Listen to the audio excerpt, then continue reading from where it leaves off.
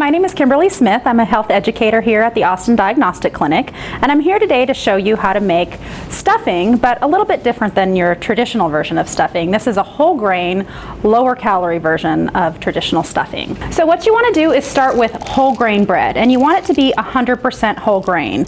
And most grocery stores carry this. The way to tell is look at the ingredients. You want it to say whole grain flour. So you want to start by using dried out bread. You cut it up in 1-inch chunks, or you can toast it, and that's what I did. I toasted it in the oven at 350 degrees for about 25 minutes, and it gets real nice and dried out. You don't want any moisture in that bread. So we're going to start by chopping up some onion, some garlic, and some celery, and then we're going to saute that in a little bit of vegetable broth. The reason that I'm sauteing in vegetable broth is because it's lower in calories than sauteing in oil. Oil is 120 calories per tablespoon, so we're going to save us some calories and some fat going this route. And now we're moving on to the onion.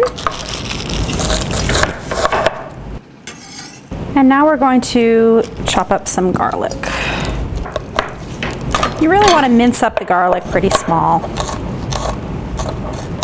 We've sauteed our garlic, onions, and celery, and we're going to add it to our breadcrumb mix.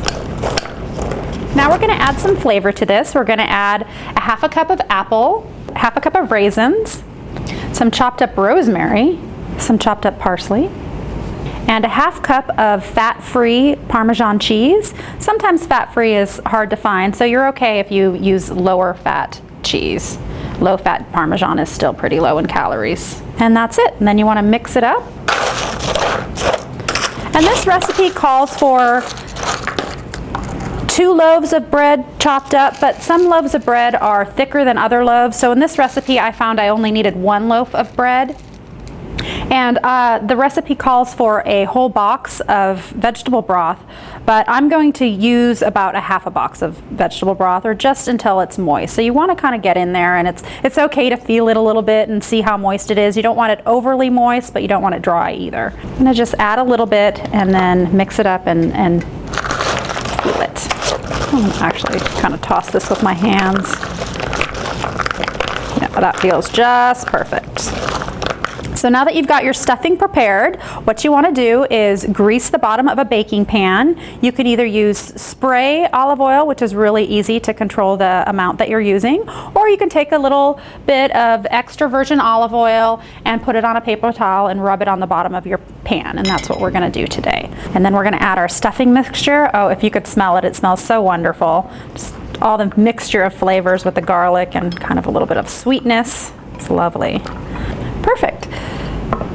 Now what we're going to do is we're going to stick this in our preheated oven. The oven has been preheated to 450 degrees, and you want to cook the stuffing for about 30 minutes. So now we've got this beautiful stuffing, and we did make it in a pan instead of in a turkey, which is traditionally what some people do, but because of food safety concerns, it is better to make it in a pan. And if you're trying to manage your weight and health over the holidays, it is better to make it in a pan because you're going to get some of that juice and fats from the poultry if you stuff it in your turkey. I hope you enjoyed this recipe for whole grain stuffing. For more healthy tips and recipes, you can go to adclinic.com. Happy Thanksgiving!